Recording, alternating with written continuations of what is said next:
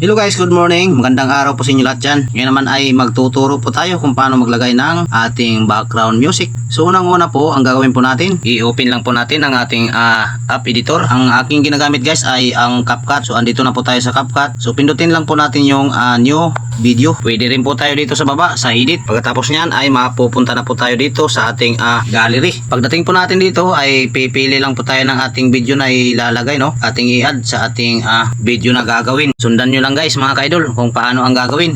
Unang-una ay maghahanap po tayo ng ating video. Yan, hahanap po muna ako dito ng aking ilalagay. So ito, i-add natin. Ayan, naka-add na po tayo. I-erase po muna natin tong CapCut. Ayan, sa dulo. Pagkatapos, pindutin po natin yung plus na puti. Mag-add po tayo ulit ng ating video. Ayan, para medyo umaba siya, para sumakto sa ating background music, no, na ilalagay sa ating video. Pwede rin po nating tanggalin tong sounds nitong ating video guys, para mas malakas ang ating background music pag na-i-upload na po natin. Mas malinaw at saka medyo malakas. Ayan, meron pong adjust dito. Ayan, yung volume. Pindutin lang po para pumuti, tapos i-adjust po natin yung volume. So ganyan lang po ang gagawin guys. At pagkatapos dagdagan po natin ang ating video, pindutin po ang plus at ito, andito na po tayo. Ayan, maghahanap lang po tayo ng ating idudugtong sa ating video guys, mga ka-idol. So ito, idudugtong natin to. Ayan, meron na po tayong naidugtong. Medyo mahaba na siya. Dito na po tayo maglalagay ng background music guys, mga ka-idol. Sundan nyo lang po ang aking gagawin. Hanapin lang po natin yung overlay. Nasa baba guys, pindutin po natin yan.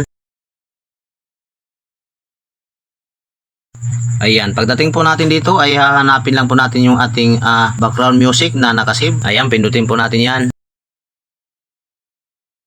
So ayun guys, kung nakikita nyo, naka-overlay na siya. Kaso nga lang, nasa ibabaw pa siya.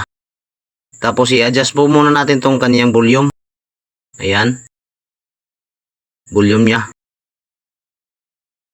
Pwede nating lakasan yan, pwede nating hinaan. Yeah, yeah. Andito na naman. Ayan, nalakasan na po natin yung ating background music. So ngayon naman, ito nasa gitna pa guys mga ka-idol. Long press lang po. Isang daliri, pababa. Yeah, yeah. Andito na naman. Sa gitna ng alon at hangin. Team Katrina Laika. Kasama si Papa Jun TV Vlog. So na okay na po mga ka-idol. Nailagay na po natin yung ating background music. So kailangan lang po ay pantay yung ating video sa ating naka-overlay sa bandang dulo. Pwede rin namang medyo mahaba yung ating video kaysa sa ating background music. Ayan, i-check lang po natin hanggang dulo kung okay na ba siya. Tapos balik po tayo dun sa bandang unahan. Pwede rin hindi po tayo bumalik sa bandang unahan. Ayan, pwede na po nating i-export. Pindutin lang po natin ang export. Pagkatapos niyan ay antayin lang po nating mag 100%.